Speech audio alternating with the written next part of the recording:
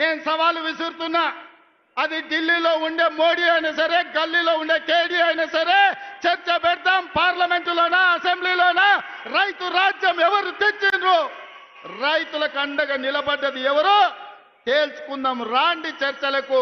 కేసీఆర్ వస్తాడు, కేటీఆర్ వస్తాడు, కిషన్ రెడ్డి వస్తాడు, నరేంద్ర మోడీ వస్తాడు. కాంగ్రెస్ పార్టీ కార్యకర్తలను తీసుకొని నేను వస్తా అని సూటిగా సవాలు విసురుతున్న మిత్రులారా. ముఖ్యమంత్రి ముచ్చటపడుతుండు కాబట్టి ఇప్పుడైనా ఎప్పుడైనా ఎక్కడైనా మేము రెడీ చర్చకు. నేను ముఖ్యమంత్రి గారు పేరు తీసుకొని మరీ పిలిచిండు.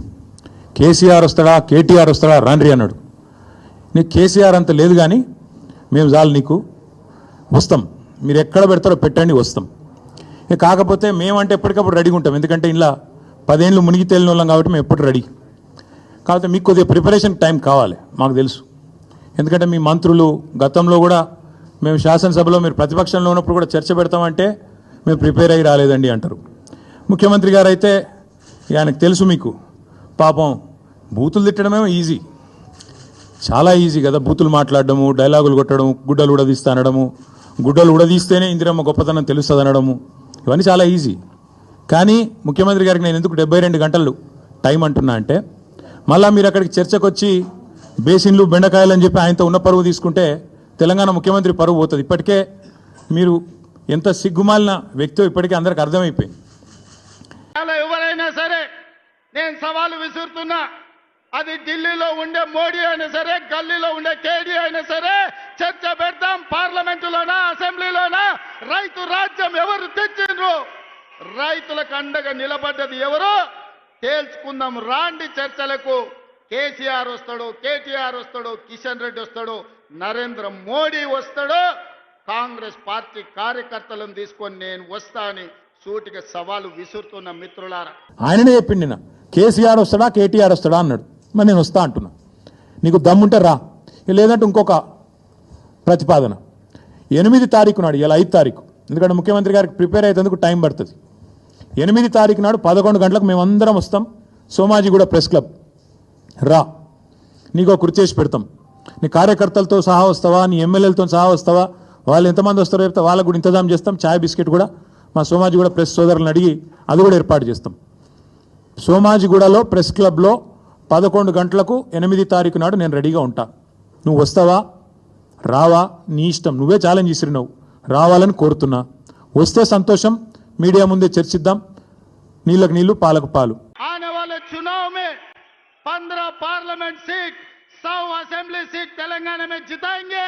दिल्ली को हम 15 पार्लियामेंट एमपी को बना भेज देंगे.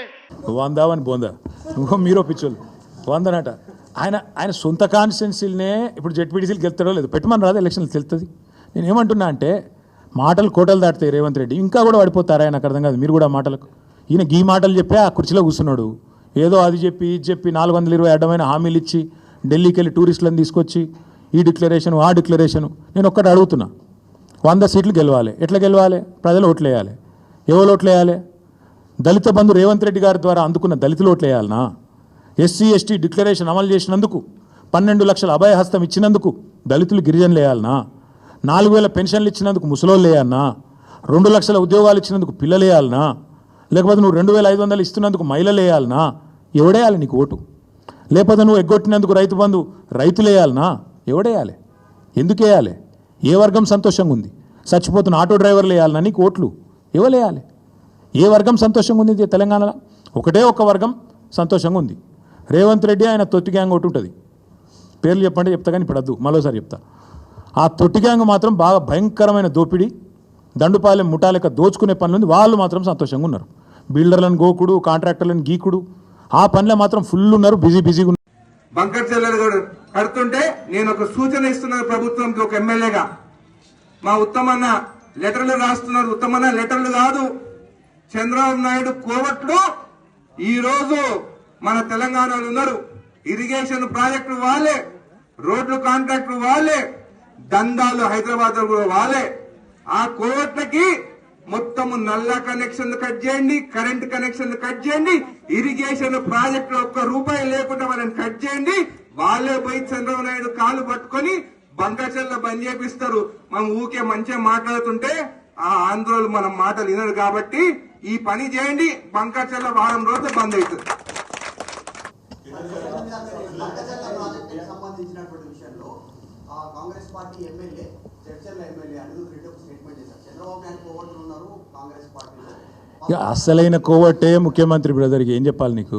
అసలు సిసలైనోడే ముఖ్యమంత్రికి. అసలు కోవట్టు రాష్ట్రంలో నడుస్తున్నది ప్రజాపాలన కాదు, రాష్ట్రంలో నడుస్తున్నది కోవట్టు పాలన.